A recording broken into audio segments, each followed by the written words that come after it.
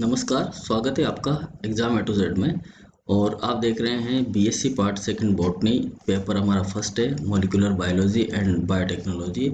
और ये हमारे टॉप 10 में एमसीक्यूज नंबर थर्ड है, यानी कि थर्ड पार्ट है ये इस वीडियो का। ठीक है, जो श्रृंखला हमने चला रखी है एमसीक्यू की, इसमें ये तीसरा वीडियो है। तो आज हम जो है 21 नंबर से लेकर 30 नंबर तक के जो सॉल्यूशन हैं क्वेश्चन के, उनको क्वेश्चन को सोल्व करने की कोशिश करेंगे।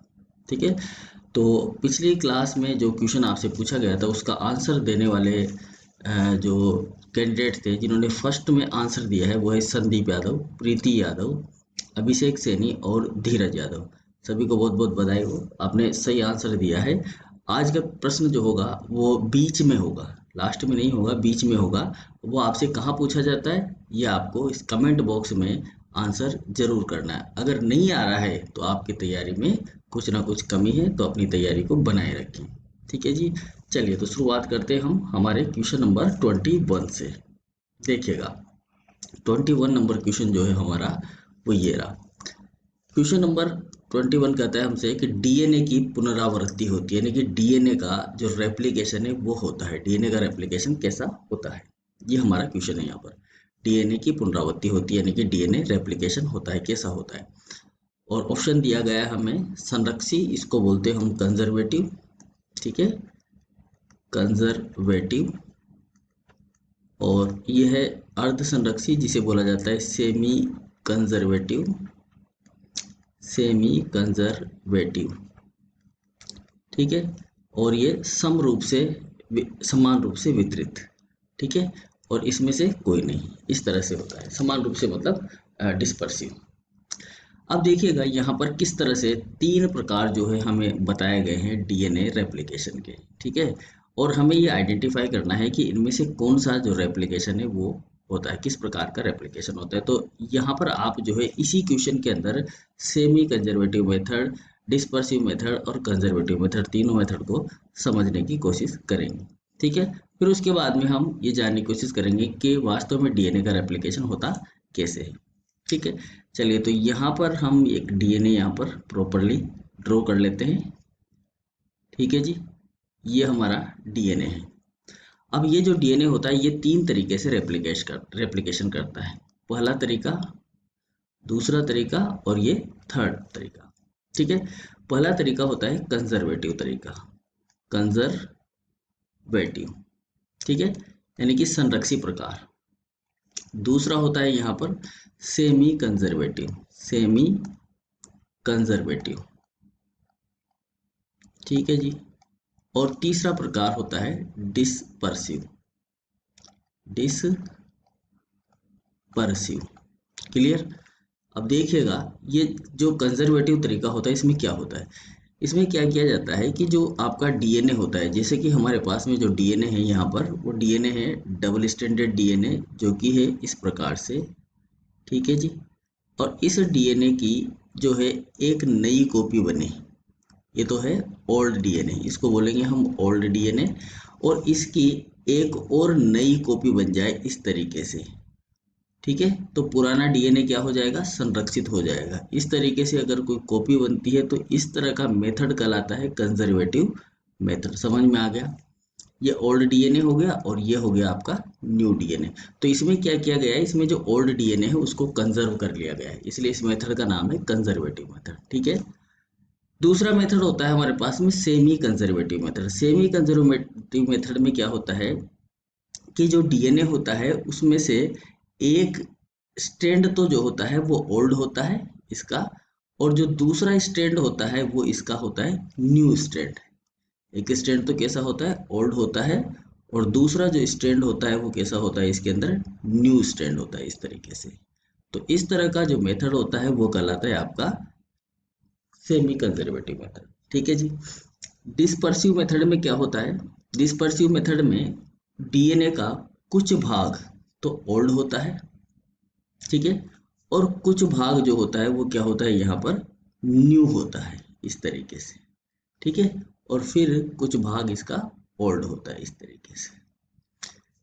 दूसरे डीएनए में भी इसी प्रकार से आधा भाग न्यू और आधा भाग कैसा होगा, ओल्ड होगा। और फिर कुछ भाग कैसा होगा, वापस से न्यू होगा। तो इस तरह से अगर डीएनए का रेप्लिकेशन होता है तो इस तरह का मेथड कहलाता है आपका डिस्पर्सिव मेथड। बात समझ में आ गई? बिल्कुल सिंपल है। और इसमें हम यहाँ पर फिर से दो डीएनए क्रिएट कर देते हैं। डबल स्ट्रैंडेड डीएनए आपस में जुड़े हुए होते हैं ना, अलग नहीं होते हैं।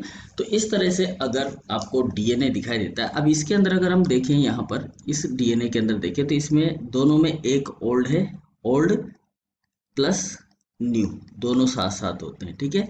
इसमें भी ओल्ड प्लस न्यू तो है, लेकिन यहाँ पर समस्या क्या है कि एक भाग तो इसका क्या है, यहाँ पर ओल्ड डीएनए का है और एक भाग जो है वो कैसा है, न्यू डीएनए का है। तो इसलिए ये तीन तरह के मेथड हमें बताए गए हैं डीएनए रेप्लिकेशन के, ठीक है। अब इसके बाद में इन्हीं मेथड में से कौन सा सही है इसके बारे में किसी को पता नहीं था, ठीक है। तो इसका परीक्षण करने के लिए मेसलसन और स्टोहल ने, ठीक है, किसने, मेसलसन एंड स्टोहल ने एक एक्सपेरिमेंट किया। और एक्सपेरिमेंट जो किया वो किस प्रकार से किया उन्होंने, ये एक्सपेरिमेंट बहुत सी बार पूछा गया है एग्जाम के अंदर, तो ध्यान से समझना है एक्सपेरिमेंट कैसे किया। देखो उन्होंने क्या किया कि एक टेस्ट ट्यूब के अंदर जो बैक्टीरिया ग्रो हो रहे थे ऑलरेडी जो बैक्टीरिया यहाँ पर क्या हो रहे थे, ग्रो हो रहे थे। ये बैक्टीरिया है और ये इसके अंदर ग्रो हो रहे थे। तो हम इसको ऐसे ना बनाकर थोड़ा सा रिंग शेप में बना लेते हैं ताकि हमें समझ में आ जाए, क्योंकि बाद में हम इसी का ही उपयोग करेंगे। ये यहाँ पर कुछ बैक्टीरिया जो है वो ग्रो हो रहे हैं, ठीक है।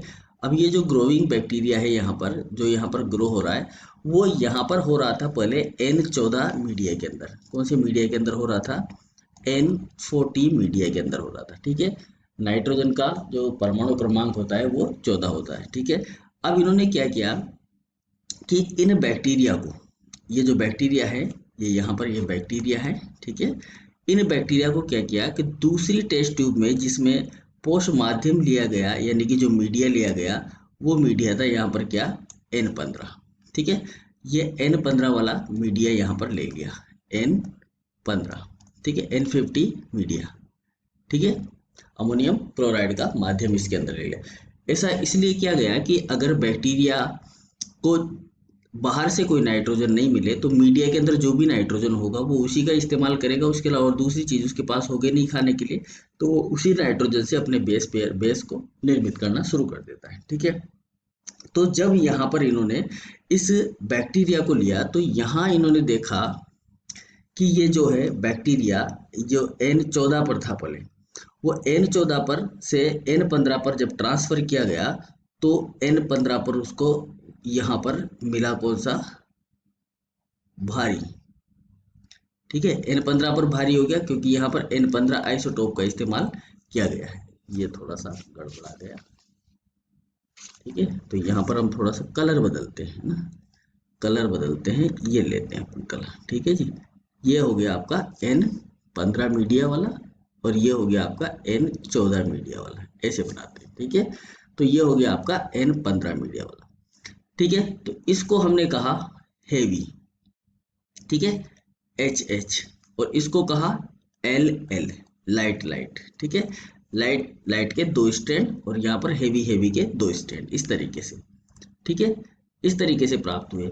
नेक्स्ट में क्या किया कि यहाँ पर जो है लगभग 5 से 6 जनरेशन तक इसको 5 to 6 जनरेशन तक इसको ग्रो होने दिया, ठीक है। 5 to 6 जनरेशन तक जब ये ग्रो होता गया तो यहाँ पर सारा जितना भी डीएनए था उसमें N50 आ गया, ठीक है। N50 मतलब N50 कहाँ से आया, N50 का मतलब है कि जो हमारा एडेनिन, गुआनिन, थायमिन और साइटोसिन होता है, ठीक है। तो हमने बात की थी कि यहाँ पर दो तरह की रिंग होती है, एक डबल रिंग स्ट्रक्चर होती है भाई और एक होती है सिंगल रिंग स्ट्रक्चर, ठीक है। तो जो सिंगल रिंग स्ट्रक्चर होती है उसमें एक N यहाँ पर होता है और एक N यहाँ पर होता है। इसी प्रकार से इस डबल रिंग स्ट्रक्चर के अंदर एक N यहाँ पर, एक N यहाँ पर, एक N यहाँ पर और एक N यहाँ पर होता है। तो ये जो नाइट्रोजन था पहले तो ये कौन सा था, 14 नंबर का था, मतलब नाइट्रोजन 14 था। अब जब इसको इस मीडिया के ऊपर ग्रो करवाया तो इसके डीएनए के अंदर ये जो नाइट्रोजन था ये इस नाइट्रोजन में चेंज हो गया और ये कौन सा आ गया, N15 वाला आ गया, ठीक है। अब 5 से 6 जनरेशन तक जब इसको ग्रो करवा दिया तो फिर क्या हुआ कि सभी जितने भी बैक्टीरिया थे लगभग सब में ये ऐसा हो गया होगा। ठीक है, अब क्या किया गया, यहाँ से दोबारा से वापस चेंज किया गया, इसी प्रोसीजर को चेंज करके और वापस से बैक्टीरिया को ग्रो करवाया गया वापस N40 पर। किस पर ग्रो करवाया गया भाई, N40 मीडिया पर। ये N40 पर वापस से ग्रो करवा दिया। जब N40 पर ग्रो करवाया गया तो इस N40 पर ग्रो करवाया गया दो पीढ़ियों में। ठीक है, तो फर्स्ट पीढ़ी और सेकंड पीढ़ी। जब फर्स्ट पीढ़ी और सेकंड पीढ़ी में यह ग्रो करवाया गया तो इसे सेंट्रीफ्यूज द्वारा सेंट्रीफ्यूज किया गया। किसके द्वारा सेंट्रीफ्यूज किया गया, सेंट्रीफ्यूज द्वारा सेंट्रीफ्यूज किया गया। अब आपको यहाँ पर यह बताना है, यह आपका प्रश्न है कि यहाँ पर कौन सा सेंट्रीफ्यूज इस्तेमाल किया गया था। ठीक है, यहाँ पर कौन सा सेंट्रीफ्यूज इस्तेमाल किया गया था, यह आपका प्रश्न है।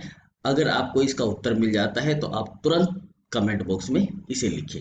ठीक है, कौन सा सेंट्रीफ्यूज इस्तेमाल किया गया था।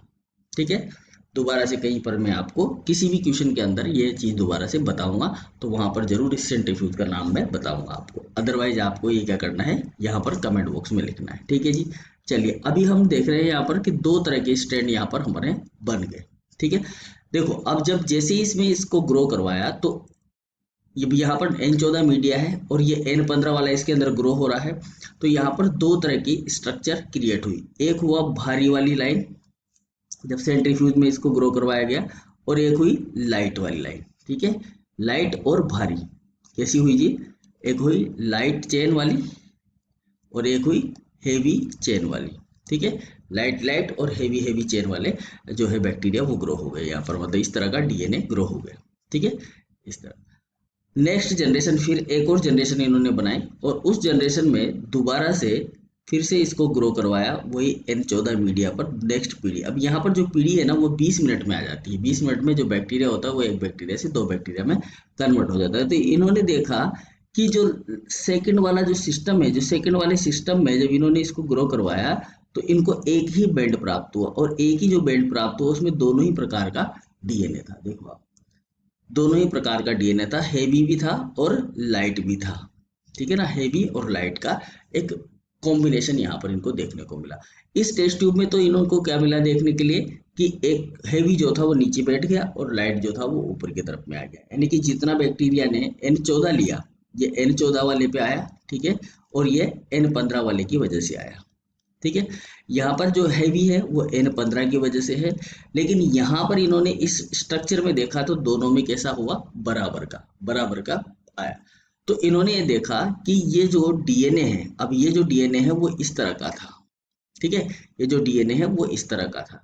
तो इन्होंने देखा कि इस डीएनए के अंदर एक चेन तो है भारी और एक चेन है लाइट।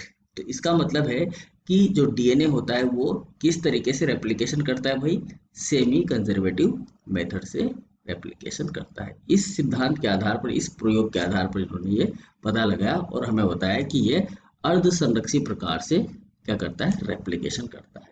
ठीक है जी, तो यहाँ पर आंसर हो जाएगा हमारा अर्ध संरक्षी प्रकार। तो इस तरह से हमने क्वेश्चन को सोल्व भी किया है और हमारा कंसेप्ट भी क्लियर हुआ है। ठीक है जी, चलिए आ जाइए। अब क्वेश्चन नंबर हमारा है 22 नंबर का क्वेश्चन है हमारा। ये बताता है हमें कि डीएनए के जो संश्लेषण है, डीएनए का जो संश्लेषण है वो क्या कहलाता है।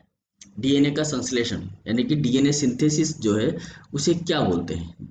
तो देखो हमने कल बात करी थी कि आपके पास अगर डीएनए है, ठीक है, डीएनए से जब हम डीएनए बनाते हैं, डीएनए से क्या बनाए हम, डीएनए बनाए, तो इस प्रोसेस को कहा जाता है रेप्लिकेशन। क्या कहा जाता है, रेप्लिकेशन। ठीक है जी, और इस डीएनए से अगर हम क्या बनाएं, एमआरएनए बनाएं। क्या बनाए भाई, एमआरएनए। तो इस प्रोसेस को कहा जाता है ट्रांसक्रिप्शन, ट्रांसक्रिप्शन। ठीक है, और एमआरएनए से अगर हमें बनानी हो प्रोटीन, क्या बने, प्रोटीन बने, तो इस प्रोसेस को कहा जाता है ट्रांसलेशन। क्या कहा जाता है, ट्रांसलेशन। ठीक है, बात समझ में आ गई। डीएनए से डीएनए बने तो उसे कहा जाएगा रेप्लिकेशन, और डीएनए से एमआरएनए बने तो उसे कहा जाएगा ट्रांसक्रिप्शन, एमआरएनए से प्रोटीन बनती है तो उसे कहा जाएगा ट्रांसलेशन। ठीक है, अब आपका दूसरा सवाल, अगर mRNA से DNA बने तो इसे क्या कहा जाएगा? ठीक है, इसे क्या कहा जाएगा, ये आपका यहाँ पर सवाल है।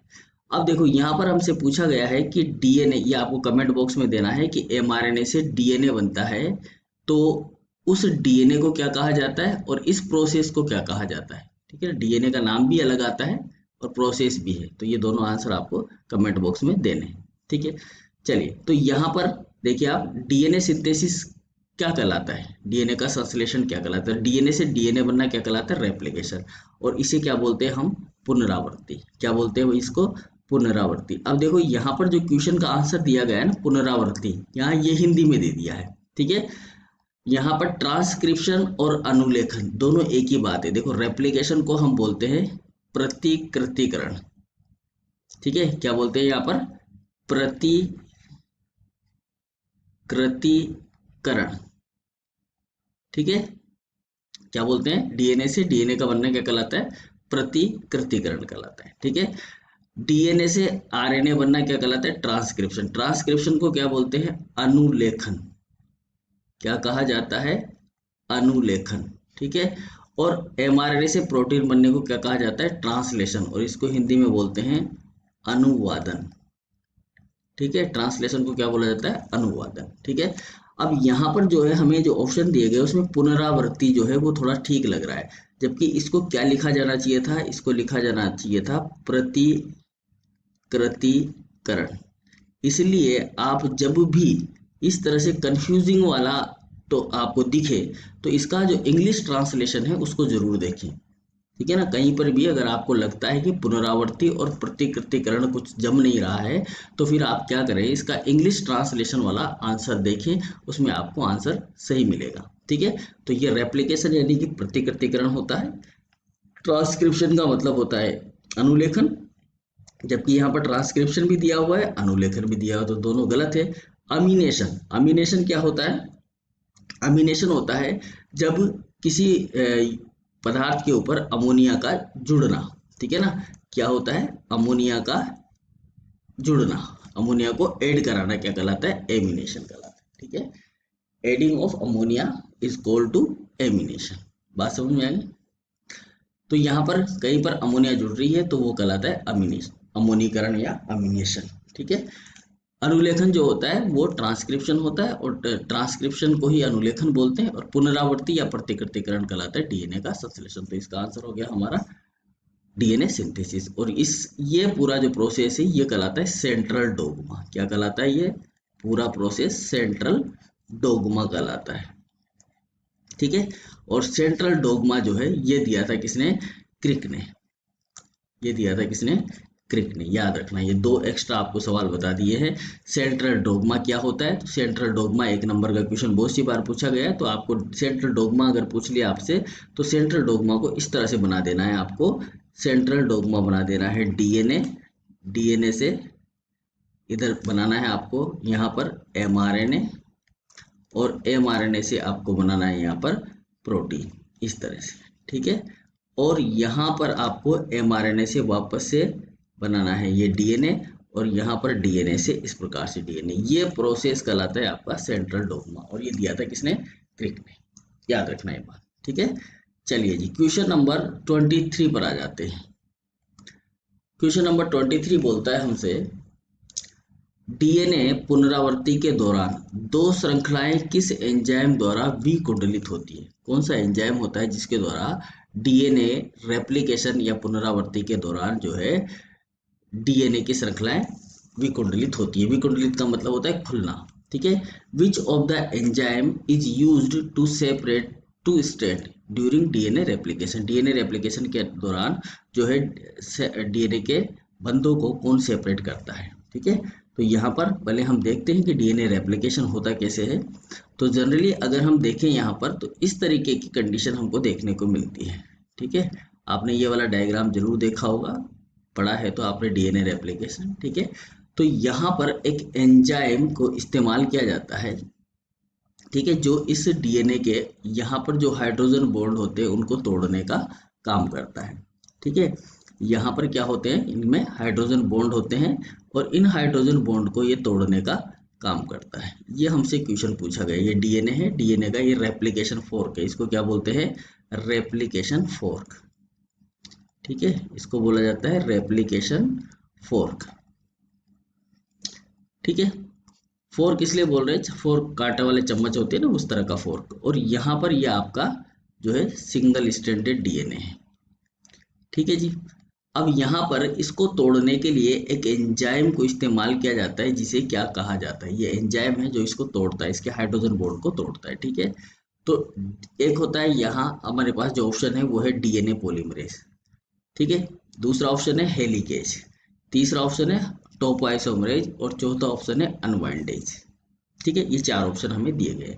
अब चलिए सबसे पहले हम डीएनए पॉलीमरेज की बात करते हैं। ठीक है, डीएनए पॉलीमरेज की अगर आप बात करोगे यहाँ पर, तो जो डीएनए पॉलीमरेज होते हैं, डीएनए पॉलीमरेज, ठीक है, डीएनए पॉलीमरेज दो प्रकार के होते हैं, एक यूकैरियोटिक डीएनए पॉलीमरेज और दूसरा प्रोकैरियोटिक। तो पहले हम यूकैरियोटिक डीएनए पॉलीमरेज की बात करते हैं और फिर बाद में प्रोकैरियोटिक डीएनए पॉलीमरेज की बात करेंगे। ठीक है जी। तो यूकैरियोटिक डीएनए पॉलीमरेज की बात करें अगर हम, तो ये जो डीएनए पॉलीमरेज होते हैं इनके नाम क्या होते हैं, ये बहुत सी बार पूछ लिया जाता है। तो यूकैरियोटिक डीएनए के अंदर पाए जाने वाले जो डीएनए पॉलीमरेज है वो है अल्फा, बीटा, गामा, ठीक है जी, डेल्टा, और एक और होता है इसके अंदर एप्सिलॉन। ठीक है, ये होते हैं इसके अंदर।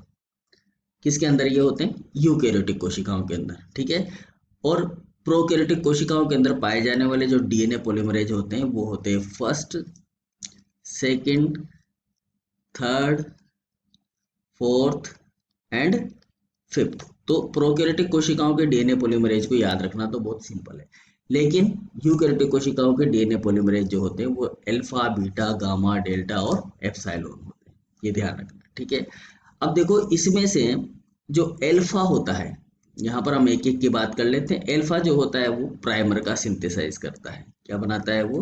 प्राइमर बनाता है। ठीक है, और दूसरा इसका काम होता है रिपेयरिंग का, रिपेयरिंग करता है। ठीक है ना, जब भी डीएनए में कोई खराबी आ जाती है यहाँ पर, तो फिर इसको रिपेयर करने का काम भी ये करता है, अगर ये यूकैरियोटिक रेप्लिकेशन होता है तो। ठीक है, बीटा जो होता है इसके अंदर ये भी रिपेयर का काम करता है।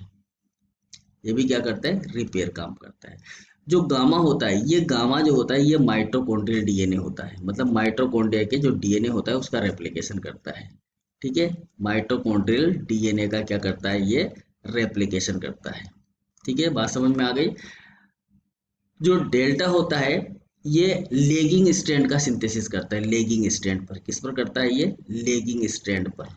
अब यहाँ पर भी दो स्ट्रैंड होते हैं, लेगिंग और लीडिंग स्ट्रैंड। ठीक है ना, दो तरह के स्ट्रैंड होते हैं, एक होता है लेगिंग स्ट्रैंड, इन स्ट्रैंड को बोलते हैं लेगिंग स्ट्रैंड।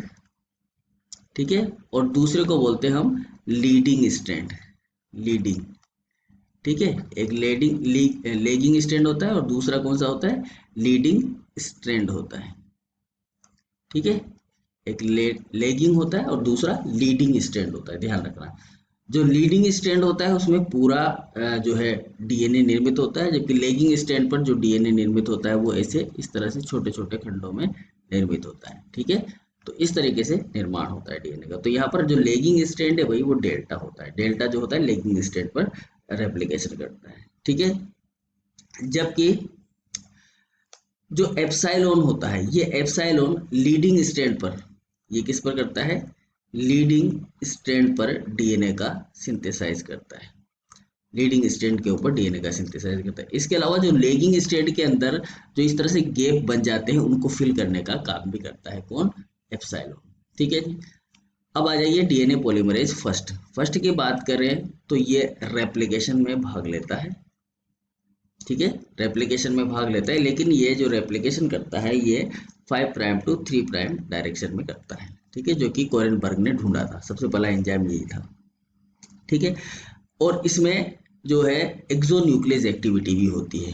इसमें एक्सोन्यूक्लियस एक्टिविटी भी होती है क्योंकि रिपेयरिंग का काम भी करता है, जैसे कि प्राइमर को रिमूव करवाना। प्राइमर को रिमूव करवाने का काम भी इसी का ही होता है। जो प्राइमर लगाएंगे हम यहाँ पर उसको भी रिमूव यही कराएगा। ठीक है जी। सेकंड जो है ये भी रेप्लिकेशन में भाग लेता है। ठीक है, लेकिन ये 5 प्राइम टू 3 प्राइम डायरेक्शन में ही रेप्लिकेशन करता है। बात समझ में आ गई। थर्ड जो होता है, ये जो थर्ड है ये भी रेप्लिकेशन में भाग लेता है। यहाँ पर थर्ड जो है वो भी रेप्लिकेशन में भाग लेता है। ये सॉरी, जो सेकंड होता है ये रिपेयरिंग करता है भैया ना। सेकंड जो होता है वो क्या करता है, यहाँ पर रिपेयरिंग का काम करता है। थोड़ा सा ही चेंज कर लें, यहाँ पर रेप्लिकेशन की जगह क्या लिखेंगे, यहाँ पर हम रिपेयरिंग लिखेंगे। दूसरा, ध्यान से समझ लेना, दूसरा, चौथा और पांचवा, दूसरा, चौथा और पांचवा, ये दोनों क्या काम करते हैं, यहाँ पर रिपेयरिंग करते हैं। ये भी क्या करता है, रिपेयरिंग करता है। ठीक है, ये भी रिपेयरिंग करता है। अब जो ये रेप्लिकेशन करता है वो है हमारा डीएनए पॉलीमरेज थर्ड। ठीक है, बैक्टीरिया के अंदर जो रेप्लिकेशन करता है वो कौन है, डीएनए रेप्लिकेशन, वो डीएनए पॉलीमरेज थर्ड है। अगर आपसे पूछा जाए कि यूकैरियोट के अंदर कौन करता है, तो यूकैरियोट के अंदर जो डीएनए का रेप्लिकेशन करने वाला है वो है एप्सिलॉन, बाकी सब रिपेयरिंग का काम करते हैं। थोड़ा सा ये ध्यान रख लेना है। ठीक है जी। तो ये तो हुई है किसकी बात, रेप्लिकेशन की बात हो गई, मतलब डीएनए पॉलीमरेज की बात हो। तो ये हमसे यहाँ पूछा गया है कि कौन सा एंजाइम है जो डीएनए स्ट्रैंड को सेपरेट करता है। अभी तक हमने यहाँ पर ऐसी बात करी ही नहीं कि डीएनए जो है उसको सेपरेट करेगा, तो इसका मतलब हमारा आंसर ये हो नहीं सकता। ठीक है, दूसरा ऑप्शन दिया गया हमें हेलिकेज। तो ये जो एंजाइम है जो डीएनए को अनवाइंड करने का काम करता है, क्या करता है, ये अनवाइंड करने का काम करता है। जो हेलिकेज एंजाइम होता है ये डीएनए को क्या करता है भाई, अनवाइंड करता है। ठीक है ना, तो इसलिए इसको बोला जाता है अनवाइंडिंग एंजाइम। कौन सा एंजाइम बोला जाता है, अनवाइंडिंग एंजाइम बोला जाता है। ध्यान रखना है इस बात को। तो ये जो अनवाइंडिंग एंजाइम है यही है हमारा एंजाइम जो डीएनए के हाइड्रोजन बॉन्ड को तोड़ने का काम करता है, हेलिकेज। ठीक है, तीसरा एंजाइम दिया गया है टोपोआइसोमरेज। ये टोपोआइसोमरेज होते हैं दो। टोपोआइसोमरेज के बारे में बात कर लेते हैं, क्योंकि जब क्वेश्चन हम पढ़ ही रहे हैं तो पूरे ऑप्शन को क्लियर करते हैं हम। यहाँ पर टोपो आइसोमरेज, ठीक है भाई, चलो इसको भी समझ लेते हैं हम। जो टोपो आइसोमरेज है हमारे पास में वो होते हैं दो प्रकार के। ठीक है, टोपो आइसोमरेज फर्स्ट और सेकंड। जो फर्स्ट है और एक है आपका सेकंड। ठीक है, देखो इसमें क्या होता है, जो टोपो आइसोमरेज फर्स्ट होता है ये नेगेटिव सुपर कोइलिंग को रिमूव करता है। ठीक है ना, यानी कि यू मान लीजिए आप, ये अनवाइंडिंग करवाता है। ये भी क्या करवाता है, अनवाइंडिंग करवाता है, किसकी, सुपर कोइलिंग की। ठीक है, सुपर कोइलिंग की कैसे करवाता है, ये उसके ऊपर एक कट मार देता है। जो डीएनए होता है उसके ऊपर क्या लगा देता है, कट लगा देता है। कट लगाकर उसे वापस से रीजॉइन कर देता है, वापस से रीजॉइन कर देता है। ठीक है, कैसे करता है, देखो यहाँ पर देखो, क्योंकि जो बैक्टीरिया होता है ना उसमें इस तरीके से डीएनए होता है। ठीक है, इस तरीके से डीएनए होता है। तो यहाँ से तो क्या हो रहा है कि खुल रहा है, लेकिन यहाँ से ये क्या होता है, और ज़्यादा गुत्ता चला जाता है। जिस तरह से रस्सी होती है, रस्सी को अगर हम दोनों तरफ से खोलते हैं तो, और पीछे की तरफ से अगर वो कहीं एक जगह पर लगी हुई हो तो वो बहुत ही ज़्यादा उसके अंदर वाइंडिंग हो जाती है। ठीक है ना, तो उस वाइंडिंग को तोड़ने के लिए ये जो एंजाइम होता है डीएनए पॉलीमरेज फर्स्ट, ये एक डीएनए स्ट्रैंड पर, कौन से डीएनए स्ट्रैंड पर कट, कौन से डीएनए स्ट्रैंड पर लगाता है, केवल वन स्ट्रैंड पर, वन स्ट्रैंड पर, एक ही स्ट्रैंड पर ये कट लगाता है। ठीक है, जबकि जो डीएनए टोपोआइसोमरेज सेकंड होता है ये दोनों स्ट्रैंड पर, बोथ स्ट्रैंड पर कट लगाता है। ठीक है, दो स्ट्रैंड पर कट लगाता है। बात समझ में आ गई।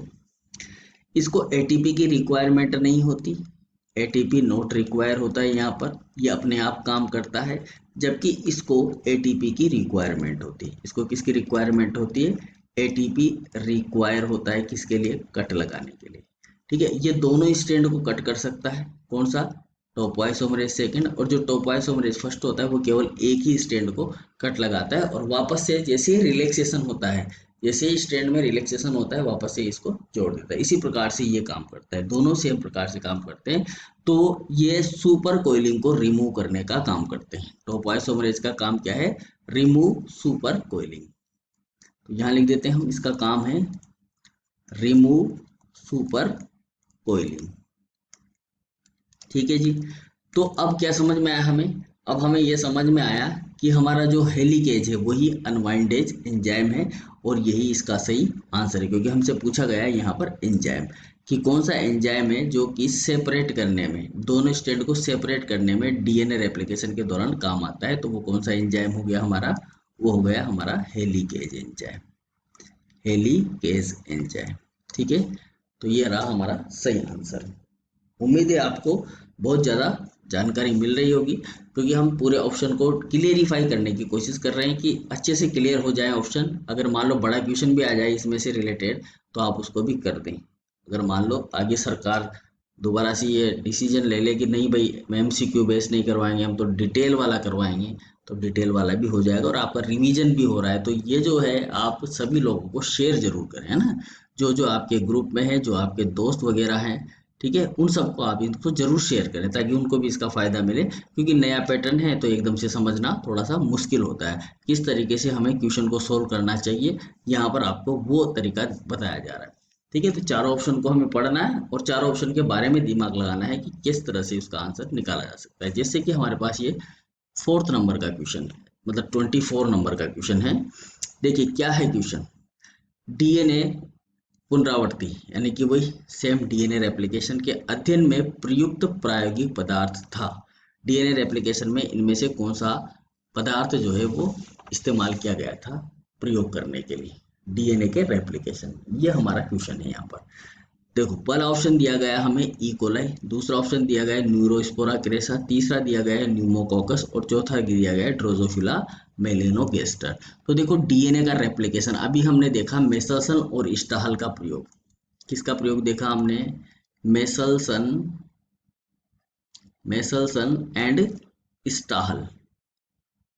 ठीक है, इसका प्रयोग देखा। तो इन्होंने किसको लिया था काम में, इन्होंने ई कोलाई बैक्टीरिया को काम में लिया था और ई कोलाई बैक्टीरिया को काम में लेकर इन्होंने ये बताया था कि डीएनए में सेमी कंजर्वेटिव प्रकार का रेप्लिकेशन होता है। कौन सा रेप्लिकेशन होता है, सेमी कंजर्वेटिव टाइप का रेप्लिकेशन होता है। तो हमारा आंसर क्या हो जाएगा यहाँ पर, ई कोलाई।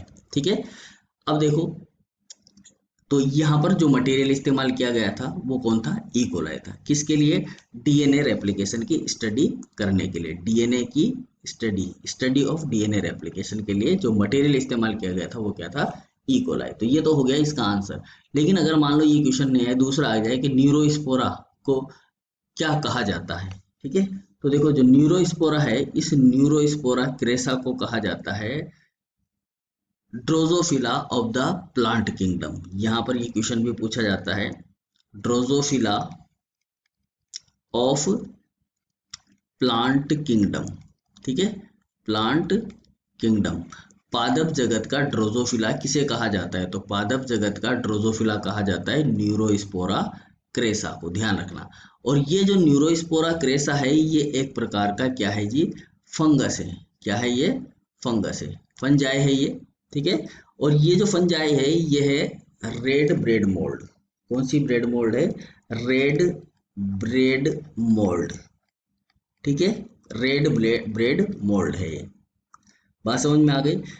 और ये एस्कोमाइसिटीज के अंतर्गत आती है, एस्कोमाइसिटीज के अंतर्गत आती है। इसका जो फाइलम है वो है एस्कोमाइसिटीज। ठीक है, तो यहाँ पर ये न्यूरोस्पोरा क्रेसा। अब यहाँ से जो क्वेश्चन पूछा जाता है हमसे, ना तो ये पूछा जाता है फंगस वाला, रेड ब्रेड मोल्ड का जरूर पूछ लिया जाता है कि जो न्यूरोस्पोरा क्रेसा है वो इनमें से क्या है। तो वो रेड ब्रेड मोल्ड, रेड की जगह ऑरेंज भी हो सकता है, क्योंकि जो ब्रेड होता है, इस तरह से जो आपका ब्रेड होता है, उस ब्रेड के ऊपर ऑरेंज ऑरेंज कलर की फंगस उग जाती है।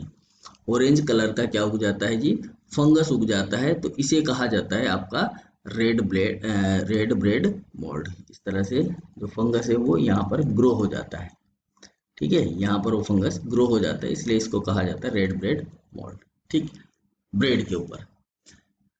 ठीक, अब देखो न्यूमोकोकस, न्यूमोकोकस की बात करते हैं हम। न्यूमोकोकस जो स्पीसीज होती है ये ग्राम पॉजिटिव बैक्टीरिया होता है। क्या होता है ये होता है ग्राम पॉजिटिव बैक्टीरिया। ठीक है, जो कि कैसा होता है, स्फेरिकल आकार का होता है, स्फेरिकल यानी कि गोलाकार आकार का होता है न्यूमोकोकस। और निमोनिया नामक रोग को ये पैदा करता है। जबकि न्यूरोस्पोरा क्रेसा जो होता है वो तंत्रिका तंत्र का रोग पैदा करता है।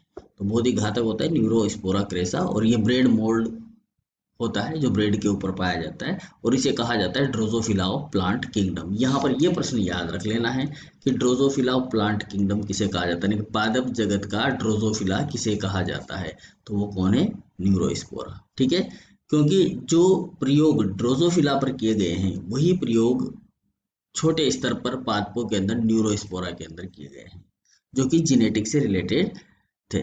देखो, इसको ड्रोजोफिला क्यों कहा जाता है, ड्रोजोफिला इसलिए कहा जाता है इसको कि जो बीटल और टेटम था, कौन था, बीटल और टेटम, नाम सुना है इनका, जो बीटल और जो टेटम था, मैं इसको नाम हिंदी में लिख रहा हूँ ना ताकि ध्यान रहे। इन्होंने एक सिद्धांत दिया था, वन जीन वन एंजाइम, एक जीन एक एंजाइम सिद्धांत। क्या सिद्धांत दिया था, वन जीन वन एंजाइम।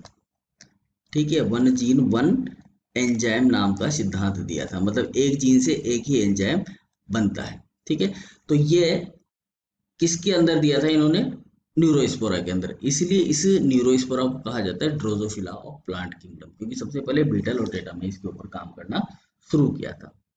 ऐसा क्यों किया था इन्होंने, क्योंकि ये जो ड्रोजोफिला होता है भाई, ये हैप्लॉइड होता है ना, कैसा होता है, ये हैप्लॉइड होता है, तो यहाँ पर काम करना बहुत सिंपल होता है। बात समझ में आए। वैसे तो इस प्रश्न का उत्तर जो है वो क्या है हमारा, ई कोलाई, लेकिन हमने तीन ऑप्शन और जो है वो सीख लिए हैं। तो इस तरीके से ये हमारा हो गया 4th नंबर का क्वेश्चन, यानी 24 नंबर। 25 पे आ जाते हैं, अब थोड़ा जल्दी कर लेंगे हम। निम्न में से कौन सा विकर यानी कि एंजाइम डीएनए के खंडों को जोड़ने का काम करता है, बिल्कुल सिंपल क्वेश्चन है, सबको पता है।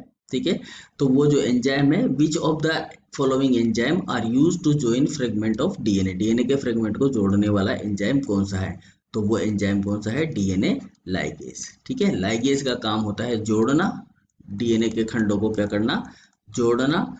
डीएनए पॉलीमरेज का काम होता है डीएनए का रेप्लिकेशन करवाना, यानी कि डीएनए का पॉलीमराइजेशन करवाना। ठीक है, प्राइमेज जो एंजाइम होता है ये प्राइमर का निर्माण करता है, किसका निर्माण करता है, प्राइमर का निर्माण करता है। ठीक है, ये डीएनए का रेप्लिकेशन करवाता है, ये करवाता है डीएनए का रेप्लिकेशन।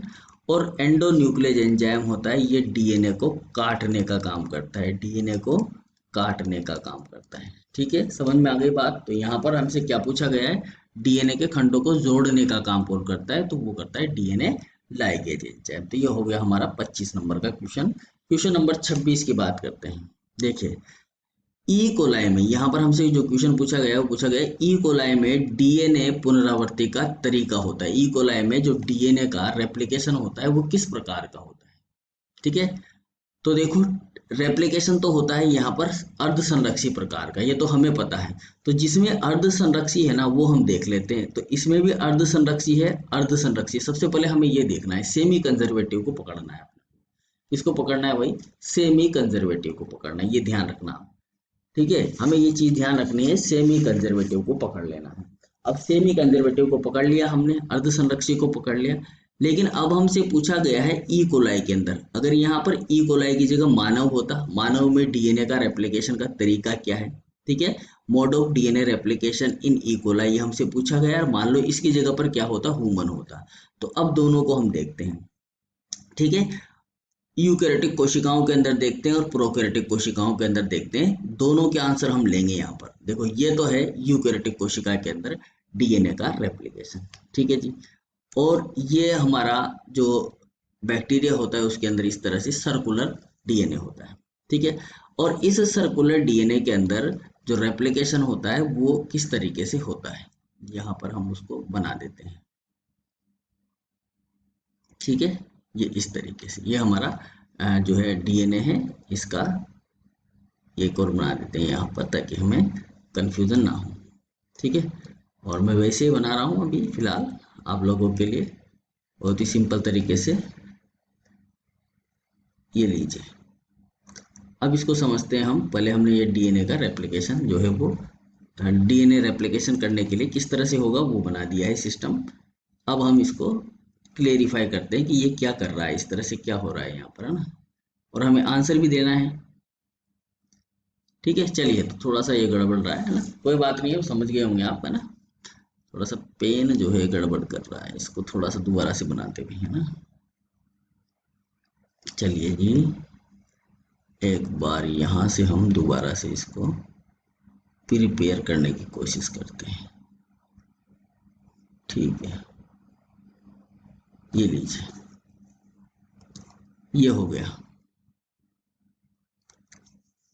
और इसको हम यहाँ से मिटाई देंगे क्योंकि हमें इसकी ज़रूरत नहीं है, हमें इसकी ज़रूरत है। ठीक है भाई, चलिए अब देखो कैसे होता है। ये तो होता है यूकैरियोट सेल के अंदर। किसके अंदर होता है? यूकैरियोट्स के अंदर। ये होता है आपका प्रोकैरियोट के अंदर। दोनों तरीके हैं यहाँ पर, प्रोकैरियोट्स के अंदर डीएनए रेप्लिकेशन और यूकैरियोट्स के अंदर डीएनए रेप्लिकेशन। तो अगर हम देखें यहाँ पर, तो देखो यहाँ पर होता है ये जो डीएनए है, इसको हम मान लेते हैं यहाँ पर लीडिंग स्ट्रैंड मान लेते हैं। कौन सा स्ट्रैंड मान लें? इसको लीडिंग मान लेते हैं, ठीक है। और इसको मान लेते हैं हम लेगिंग स्ट्रैंड। कौन सा स्ट्रैंड माने भाई? लेगिंग स्ट्रैंड, ठीक है। अब हमें पता है कि ये जो लीडिंग स्ट्रैंड होता है यहाँ पर, ये इसका होता है 3' और इसका लेगिंग स्ट्रैंड का होता है यहाँ पर 5'। याद रखना है बात, ठीक है, क्योंकि ये आपके बहुत सारे सवालों का जवाब देगा। अब यहाँ पर जब डीएनए का सिंथेसाइज होता है तो यहाँ पर एक प्राइमर कोट किया जाता है जिसका स्ट्रक्चर होता है 5' to 3' डायरेक्शन में। और जो नया डीएनए बनाया जाता है वो इस लीडिंग स्ट्रैंड पर तो पूरा बना दिया जाता है, यहाँ से यहाँ तक का, जितना आगे बढ़ता चला जाएगा। जबकि जो आपका लेगिंग स्ट्रैंड होता है उसके अंदर जो डीएनए होता है वो इस तरीके से बनाया जाता है, शॉर्ट शॉर्ट में, छोटे छोटे टुकड़ों में, जिनको हम बोलते हैं ओकाजाकी फ्रेगमेंट। समझ में आ गई बात? तो यहाँ पर अगर आप देखोगे, यहाँ पर आप अगर देखोगे इसको, इस चीज को देखोगे तो यहाँ पर आपको किस तरह का दिखाई दे रहा है? क्या इसमें आपको दो दिशा दिख रही है या एक दिशा दिख रही है? सिंगल या दो? दिशाएं कितनी है? दो है या एक ही है? ठीक है, यह आंसर आपको देना है। आपको कैसे, क्या लग रहा है यहाँ पर, क्या महसूस हो रहा है? दो दिशाओं में हो रहा है या एक ही दिशा में हो रहा है? यह आपको यहाँ पर बताना है, ठीक है। जबकि डीएनए का रेप्लिकेशन हो रहा है इस तरीके से। ये कमेंट बॉक्स में आपको बताना है। अगर नहीं आता है तो आप लिख देना भाई सर हमें नहीं आया है, आप बता दो, तो फिर मैं कल आपको नेक्स्ट क्लास जब हम लेंगे उसमें बता देंगे, ठीक है भाई। चलिए, तो ये हो गया आपका क्वेश्चन यहाँ पर इस तरीके से। अब देखो ये तो हो गया यूकैरियोट के अंदर। अब यहाँ पर जो है हम प्रोकैरियोट की बात कर रहे हैं। प्रोकैरियोट में जो डीएनए का रेप्लिकेशन होगा वो यहाँ पर होगा इस तरीके से। ये बनेगा एक रेप्लिकेशन फोर्क यहाँ पर, या रेप्लिकेशन बबल भी बोलते हैं इसको, या रेप्लिकेशन फोर्क बोलते हैं। जिस तरीके से हमने देखा यहाँ पर प्रो यूकैरियोट के अंदर, उसी प्रकार से यहाँ पर प्रोकैरियोट के अंदर ये रेप्लिकेशन फोर्क बनता है, ठीक है। अब ये धीरे धीरे क्या होता है? बड़ा होता चला जाता है, बड़ा होता चला जाता है। तो यहाँ पर ये जो स्ट्रक्चर होता है वो इस तरह का हो जाता है भाई, एक इस दिशा में और एक इस दिशा में, ठीक है। तो यहाँ पर ये जो डीएनए बनता है वो यहाँ पर इस तरीके से बनाया जाता है। इसलिए इसका जो तरीका होता है वो होता है बाई डायरेक्शनल। कौन सा होता है? By directional. तो यहाँ पर दो दिशात्मक होता है, द्विदिशात्मक। बाई डायरेक्शनल को हिंदी में क्या बोलते हैं? द्विदिशात्मक। दो दिशाओं में चलता है। जब ये खुलता जाता है, इधर से यहाँ पर ये खुलता है, तो एक आरएनए पॉलीमरेज यहाँ पर जुड़ जाता है, सॉरी प्राइमर यहाँ जुड़ जाता है, और एक आरएनए प्राइमर यहाँ जुड़ जाता है। तो ये इस तरफ करना शुरू करता है, ये इस तरफ करना शुरू करता है। जैसे कि मान लीजिए यहाँ पर आरएनए प्राइमर जुड़ा, तो इस आरएनए प्राइमर ने इधर इस साइड में डीएनए रेप्लिकेशन करना शुरू किया, और एक आरएनए प्राइमर यहाँ जुड़ा तो इसने इस दिशा में डीएनए रेप्लिकेशन स्टार्ट कर दिया। तो ये बाई डायरेक्शनल होता है, ठीक है ना। डीएनए का जो रेप्लिकेशन होता है प्रोकैरियोट्स में वो कैसा होता है? बाई डायरेक्शनल, यानी कि द्विदिशीय होता है। और कैसा होता है? अर्ध संरक्षित प्रकार का, क्योंकि इसमें एक ओल्ड डीएनए है और एक कौन सा डीएनए है? न्यू डीएनए है, ठीक है ना। एक ओल्ड होता है और एक न्यू होता है। तो ये जो होता है कैसा होता है? अर्ध संरक्षित प्रकार का, यानी कि सेमी कंजर्वेटिव प्रकार का होता है। तो यहाँ पर अगर हम देखें तो पहले तो हमें अर्ध संरक्षित ढूंढना है, ये रेप्लिकेशन आ जाए तो इसमें से ये दो तो हमारे आंसर हो नहीं सकते। अब यहाँ पर एक दे रखा है हमें अर्ध संरक्षी, वो एक दिशीय, और अर्ध संरक्षी और द्विदिशीय। तो ऐसा भी हमने इकोलाई की बात कर रहे हैं, तो इकोलाई जो होता है वो प्रोकैरियोटिक जीव है। इकोलाई कौन सा जीव है? प्रोकैरियोटिक ऑर्गेनिज्म है। तो इसलिए इसके अंदर जो डीएनए का रेप्लिकेशन होता है वो होता है अर्ध संरक्षी प्रकार का और द्विदिशीय बाई डायरेक्शनल प्रकार। तो ये हो गया हमारा आंसर यहाँ पर राइट। क्वेश्चन नंबर 27, ये क्या करता है, ये बोल रहा है हमें जब डीएनए की पुनरावृत्ति आरंभ होती है तब क्या होता है। जब डीएनए का रेप्लिकेशन स्टार्ट होता है, जैसा कि अभी हमने यहाँ पर देखा कि जब डीएनए का रेप्लिकेशन होता है तो दो इस तरह से एक फोर्क बनता है डीएनए का, ठीक है। अब इस डीएनए के फोर्क के अंदर जो डीएनए का रेप्लिकेशन होता है तो इसमें क्या होता है, यहाँ पर क्या हो रहा है, देखो आप, जब ये फोर्क बन रहा है तो जब ये फोर्क बन रहा है तो सबसे पहले क्या हो रहा है, यहाँ पर ये एंजाइम आ रहा है और इसको तोड़ने का काम करता है। चलिए अब ऑप्शन पढ़ लेते हैं तो ऑप्शन से पता चल जाएगा। दो न्यूक्लियोटाइड के मध्य फॉस्फोडाइस्टर बंध टूटता है। देखो दो न्यूक्लियोटाइड है, यहाँ पर दो न्यूक्लियोटाइड के बीच में जो फॉस्फोडाइस्टर बंध होता है, जो न्यूक्लियोटाइड के बीच में, देखो ये बेस है, ठीक है, यहाँ पर ये शुगर है और यहाँ पर एक फॉस्फेट है, और फॉस्फेट के साथ में यहाँ पर एक शुगर जुड़ा हुआ है और इस शुगर के साथ में यहाँ पर एक बेस जुड़ा हुआ है। समझ में आ गई बात। अब ये जो शुगर और फॉस्फेट है, इस शुगर और फॉस्फेट के बीच में यहाँ पर कौन सा है, फॉस्फोडाइएस्टर बॉन्ड है, यहाँ पर है फॉस्फोडाइएस्टर बॉन्ड, ठीक है। अब ये हमसे ये कह रहा है कि ये टूटता है, तो भाई ये नहीं टूट रहे, यहाँ पर तो हाइड्रोजन बॉन्ड टूट रहे हैं, तो इसलिए ये हो नहीं सकता। देखो दूसरा ऑप्शन दे रखा है नाइट्रोजन क्षार व डीऑक्सीराइबो शर्करा के मध्य बंध टूटता है। ये देखो ये बोल रहा है कि इसके मध्य बंध टूटता है, तो ये बंध जो होता है ये होता है ग्लाइकोसिडिक बॉन्ड। कौन सा बॉन्ड होता है, ग्लाइकोसिडिक बॉन्ड। क्या ये टूट रहा है, यहाँ पर नहीं टूट रहा, बेस तो शुगर के साथ जुड़ा रहेगा। अगर ये टूट जाएगा तो फिर बेस ही नहीं बचेगा, तो नया कैसे जुड़ेगा, क्योंकि इसी के आधार पर तो दूसरा बेस यहाँ पर जोड़ा जाएगा, यहाँ पर दूसरा बेस जोड़ा जाएगा। अगर ये प्यूरिन है तो 2 और पिरामिडीन है तो सॉरी प्यूरिन है तो 3 और पिरामिडीन है तो 2, इस तरीके से जुड़ जाएगा, है ना। मतलब एडेनिन गुआनिन के आधार पर यहाँ पर डबल बॉन्ड और ट्रिपल बॉन्ड बनेंगे। बात समझ में आए। तो ग्लाइकोसिडिक बॉन्ड भी नहीं टूटता है।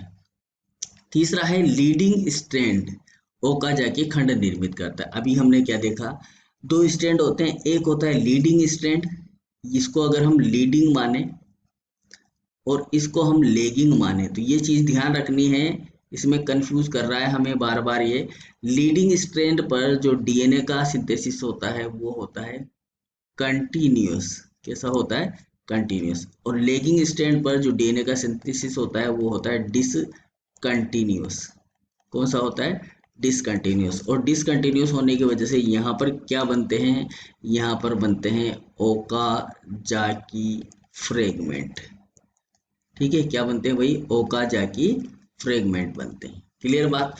तो ये हमसे पूछे, ये कह रहा है कि लीडिंग स्ट्रैंड पर, लीडिंग स्ट्रैंड पर क्या बना रहा है, ये ओकाजाकी फ्रेगमेंट, जबकि ओकाजाकी फ्रेगमेंट किस पर बनते हैं, लेगिंग स्ट्रैंड पर बनते हैं। तो ये हमारा आंसर नहीं है, ठीक है। अब आंसर बचा कौन सा हमारा, फोर्थ नंबर, दो न्यूक्लियोटाइड के मध्य का हाइड्रोजन बंध टूट जाता है। ये दो न्यूक्लियोटाइड हैं, इन दो न्यूक्लियोटाइड के बीच का हाइड्रोजन बंध टूटना शुरू हो रहा है। यहाँ पर जैसे मान लेते हैं एडेनिन है, यहाँ पर थाइमिन है, यहाँ पर गुआनिन है, यहाँ पर साइटोसिन है, यहाँ पर एडेनिन, यहाँ पर थाइमिन, यहाँ पर थाइमिन, यहाँ पर एडेनिन। तो इनके बीच में जो हाइड्रोजन बंध है वो टूटते हुए चले जाते हैं। कब, जब डीएनए रेप्लिकेशन स्टार्ट होता है। तो यहाँ पर सही ऑप्शन क्या हो गया हमारा, डी। चलिए जी क्वेश्चन नंबर 28, लेगिंग सूत्र पर पुनरावृत्ति के दौरान डीएनए खंडों का संश्लेषण कहलाता है। देखो अभी हमने क्या कहा, अभी हमने जो डीएनए का संश्लेषण किया था वो किस तरह से किया था, ये इस तरीके से हमने डीएनए का संश्लेषण किया था, ठीक है। अभी हमने देखा कि दो स्ट्रैंड होते हैं, एक स्ट्रैंड होता है जिसे हम बोलते हैं लीडिंग स्ट्रैंड, लीडिंग स्ट्रैंड, और जो दूसरा स्ट्रैंड होता है उसे हम बोलते हैं लेगिंग स्ट्रैंड। कौन सा स्ट्रैंड बोलते हैं भाई, लेगिंग स्ट्रैंड। अब तो आपके दिमाग में ये क्लियर हो गया होगा, ठीक है, लीडिंग स्ट्रैंड और लेगिंग स्ट्रैंड। तो हमसे ये पूछ रहा है कि synthesis of DNA fragment on lagging strand during replication, replication के दौरान जो लेगिंग स्ट्रैंड होता है उसके ऊपर जो सिंथेसिस होता है उसको क्या कहा जाता है। तो हमने ये देखा कि जो यहाँ पर नया डीएनए बनता है वो कैसा होता है, लेगिंग स्ट्रैंड पर वो कैसा होता है, शॉर्ट शॉर्ट में होता है, जिनको हम क्या बोलते हैं, ओकाजाकी फ्रेगमेंट बोलते हैं। जबकि लीडिंग स्ट्रैंड पर कैसा होता है भाई, कंटिन्यूस होता है ना, कंटिन्यूस होता है। तो ये क्या बनाता है, यहाँ पर ये बनाता है ओकाजाकी फ्रेगमेंट। क्या बनाता है, ओकाजाकी फ्रेगमेंट बनाता है, ठीक है। अब यहाँ पर देख लो कौन सा ऑप्शन है, और पहले में दिया गया है सैटेलाइट खंड, तो ये नहीं बनते हैं। कोरेनबर्ग खंड ये कुछ होता नहीं है, द्विलड़ी खंड ये भी कुछ नहीं होता। क्या है आप ऑप्शन डी, ओकाजाकी खंड किस पर बनते हैं ये, लेगिंग स्टैंड पर। और हमसे क्या पूछा गया है, लेगिंग स्टैंड पर। ठीक है, यहाँ पर भी हमसे ये पूछा गया है लेगिंग स्टैंड पर। तो ये हो गया हमारा 28 नंबर क्वेश्चन। अब आ जाते हैं 29 नंबर क्वेश्चन पे। लीडिंग सूत्र की वृद्धि डीएनए संश्लेषण के दौरान होती है। अब देखो दोबारा से वही क्वेश्चन आ गया हमारे पास में, समझने के लिए फिर से हमें वही डीएनए का फॉर्मेट बनाना पड़ेगा। और यहाँ पर यह ध्यान रखना पड़ेगा कि किस तरफ हो रहा है। देखो मैंने आपको बताया था कि ये होता है 3 प्राइम टू 5 प्राइम, और ये होता है 5 प्राइम टू 3 प्राइम। क्लियर बात। अब यहाँ आप देखोगे तो इसको अगर हम ऊपर वाले को, आपको हमेशा ध्यान रखना है कि लीडिंग स्ट्रैंड रखना है। ठीक है, याद रखने के लिए बता रहा हूं मैं आपको कि लीडिंग स्ट्रैंड रखना है, और इसको हमेशा बोलना है आपको लेगिंग स्ट्रैंड। कौन सा स्ट्रैंड बोलना है भैया, लेगिंग स्ट्रैंड बोल देना है। ठीक है, एक को लीडिंग स्ट्रैंड बोलना है, एक को लेगिंग स्ट्रैंड, तो ऊपर वाले को आपको लीडिंग स्ट्रैंड बोलना है। ठीक है, अब यहाँ पर जब डीएनए का संश्लेषण किया जाएगा तो यहाँ पर एक छोटा सा प्राइमर बनाया जाएगा। क्या बनाया जाएगा भाई, एक छोटा सा प्राइमर बनाया जाएगा। तो ये हमने एक छोटा सा प्राइमर बना दिया। जब हम यहाँ पर प्राइमर बनाएंगे तो इस प्राइमर में ये होगा 5 प्राइम, और ये क्या होगा यहाँ पर 3 प्राइम। होगा कि नहीं होगा, होगा ना। इसी प्रकार से अब हमें यह पता है कि जो लीडिंग स्ट्रैंड होता है, उस लीडिंग स्ट्रैंड पर जो डीएनए होता है वो बनाया जाता है कैसा, पूरा। कैसा बनाया जाता है भाई, पूरा बनाया जाता है। तो यहाँ पर आप देखो, इसमें जो डीएनए का संश्लेषण हो रहा है वो किधर हो रहा है, 5 प्राइम टू 3 प्राइम में हो रहा है। ठीक है ना। अच्छा, अब क्योंकि जो डीएनए का संश्लेषण होता है वो 3 प्राइम पर होता है। 3 प्राइम पर क्यों होता है, क्योंकि यहाँ पर जो 3 प्राइम होता है, यहाँ पर OH ग्रुप जो होता है वो फ्री होता है। इस OH ग्रुप के फ्री होने की वजह से आगे जो न्यूक्लियोटाइड होते हैं वो जोड़े जाते हैं। तो इस तरीके से यहाँ पर जैसे मान लो यहाँ पर एडेनिन है तो यहाँ पर क्या जोड़ दिया जाएगा, थाइमिन जोड़ दिया जाएगा। यहाँ पर गुआनोसिन है तो यहाँ पर साइटोसिन जोड़ दिया जाएगा। यहाँ पर साइटोसिन है तो यहाँ पर गुआनोसिन जोड़ दिया जाएगा, और यहाँ पर ये ट्रिपल बॉन्ड इनमें क्रिएट कर दिए जाएंगे, यहाँ पर डबल बॉन्ड। तो इस तरीके से ये 5 प्राइम टू 3 प्राइम डायरेक्शन में होता है। ठीक है, अब हमसे ये पूछा गया है कि जो लीडिंग स्ट्रैंड है, देखो लीडिंग स्ट्रैंड है, लीडिंग स्ट्रैंड की वृद्धि डीएनए संश्लेषण के दौरान होती है, डीएनए सिंथेसिस के दौरान कैसी होती है। ठीक है, तो पूरी हो रही है। अब ऑप्शन में हमसे क्या कहा गया है, रेप्लिकेशन फोर्क से दूर वृद्धि करता है। देखो ये रेप्लिकेशन फोर्क है, तो ये कह रहा है कि इससे दूर, इस रेप्लिकेशन फोर्क से दूर वृद्धि करता है। तो इधर की तरफ में दूर वृद्धि करता है, तो ये इधर की तरफ में वृद्धि नहीं करता है। ये रेप्लिकेशन फोर्क के जस्ट पास में वृद्धि करता है, जिस जैसे खुलता जाता है इधर डीएनए बनता चला जाता है। तो ये ऑप्शन तो हो गया गलत। 5 प्राइम टू 3 प्राइम दिशा में वृद्धि करता है, बिल्कुल सही बात है। ये देखो किधर वृद्धि कर रहा है, 5 प्राइम टू 3 प्राइम डायरेक्शन में। इधर भी 5 प्राइम टू 3 प्राइम डायरेक्शन में ही होगा। यहाँ पर 3 प्राइम होगा और यहाँ पर इसका क्या होगा, 5 प्राइम। ठीक है, इस तरीके से। ठीक है ना, ये 3 प्राइम टू 5 प्राइम, तो जो नया बनेगा उसमें यहाँ पर ये 3 प्राइम होगा, और 3 प्राइम टू 5 प्राइम डायरेक्शन में वृद्धि होगी। ठीक है ना, वो sorry 5 prime to 3 prime direction में, 5 प्राइम टू 3, 5 प्राइम टू 3, और ये भी 5 प्राइम टू 3 प्राइम डायरेक्शन में वृद्धि करेगा इस तरह से। ठीक है, तो इधर भी सेम ही होगी, लेकिन यहाँ पर टुकड़ों में होगी। तो 5 प्राइम टू 3 प्राइम दिशा में क्या करता है, वृद्धि करता है। तो ये हमारा ऑप्शन हो गया यहाँ पर अभी फिलहाल सही। ओकाजाकी खंड निर्मित करता है। अब हमसे यहाँ पर किसके बारे में पूछा गया, लीडिंग स्ट्रैंड के बारे में पूछा गया, लेगिंग स्ट्रैंड के बारे में नहीं पूछा गया, यानी कि इसके बारे में नहीं पूछा गया है, यहाँ पर लीडिंग के बारे में पूछा गया है। तो ये भी गलत हो गया। ठीक है, हालांकि ओकाजाकी फ्रेगमेंट बनेंगे, लेकिन किस पर बनेंगे, लेगिंग स्ट्रैंड पर। डीएनए पॉलीमरेज के कार्य पर निर्भर करता है, ऐसा कुछ नहीं है। डीएनए पॉलीमरेज तो जोड़ता ही जाएगा, उसका कार्य तो है ही सही है, वो जोड़ना, न्यूक्लियोटाइड को जोड़ने का काम करता है यहाँ पर डीएनए पॉलीमरेज। ठीक है, अगर प्रोकैरियोट है तो थर्ड, और यूकैरियोट है तो एप्सिलॉन। ठीक है, वो डीएनए पॉलीमरेज यहाँ पर काम करते हैं और वो जोड़ते हैं। तो इसके कार्य पर निर्भर नहीं करेगा कि किस तरह से संश्लेषण होगा, ये तो केवल जोड़ने का काम करेगा। संश्लेषण किधर हो रहा है, 5 प्राइम टू 3 प्राइम डायरेक्शन में हो रहा है, तो 5 प्राइम दिशा में वृद्धि करता है। तो ये हो गया हमारा 29 नंबर का क्वेश्चन। और आज का लास्ट एंड फाइनल क्वेश्चन जो है वो है हमारा यहाँ पर डीएनए की सत्य पुनरावृत्ति के लिए उत्तर था, यानी कि true replication of DNA is possible due to, इसके कारण से डीएनए का सत्य रेप्लिकेशन होता है। देखो पहली बात, पहला ऑप्शन है हाइड्रोजन बॉन्ड। तो भाई हाइड्रोजन बॉन्ड तो सभी में बन जाते हैं। ठीक है ना। कार्बोहाइड्रेट में हाइड्रोजन बॉन्ड बनते हैं तो उसको हम रेप्लिकेशन थोड़ी मानेंगे, गलत बात।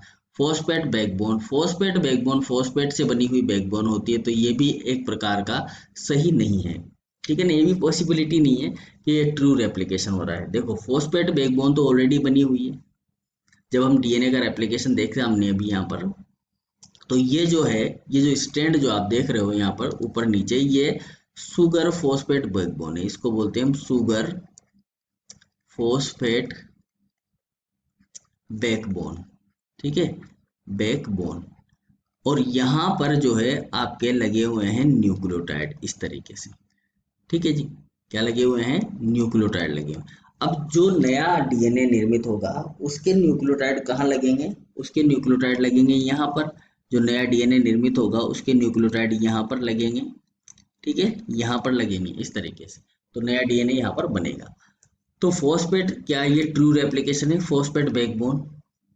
तो यहाँ पर फॉस्फेट बैकबोन तो बनेगी, सही, ऑलरेडी बनेगी, बिल्कुल। क्षारीय युग्म नियम, बिल्कुल ये सही है ऑप्शन। क्षारीय युग्म नियम का मतलब है कि देखो यहाँ पर अगर एडेनिन है तो यहाँ पर थाइमिन को जोड़ा जाएगा, अगर यहाँ पर गुआनोसिन है तो यहाँ पर साइटोसिन, यहाँ पर थाइमिन है तो यहाँ पर एडेनिन आएगा। समझ रहे हो बात? तो ये जो है इसको बोला जाता है बेस पेयरिंग नियम। क्या बोला जाता है इसको? बेस पेयरिंग नियम। इसी के आधार पर जो है डीएनए बनता है, बेस पेयरिंग रूल के आधार पर। बेस पेयरिंग रूल क्या बोलता है? बेस पेयरिंग रूल बोलता है अगर एडेनिन है तो डबल बॉन्ड के साथ में वो थाइमिन से जुड़ेगा, और अगर गुआनोसिन है तो वो ट्रिपल बॉन्ड के साथ में साइटोसिन के साथ में जुड़ेगा, और ये शाश्वत सत्य है, ठीक है। तो इसलिए इसका आंसर क्या हो जाएगा हमारा? क्षारीय युग्म नियम या बेस पेयरिंग रूल। तो ये थे हमारे 30 क्वेश्चन जो कि हमने सोल्व किए हैं बहुत ही डिटेल में। और डिटेल में सोल्व करने का हमारा औचित्य यही है कि आपका रिवीजन भी हो जाए और आपको क्वेश्चन का एमसीक्यूज का उससे रिलेटेड अगर कोई दूसरा क्वेश्चन भी आता है तो उसको भी आप सोल्व कर पाएँ, क्योंकि हमने ये जो क्वेश्चन लिए हैं ये किताब के पीछे के क्वेश्चन हैं और इनको हम सोल्व करने की कोशिश कर रहे हैं यहाँ पर। ये हमारा पार्ट 3 था।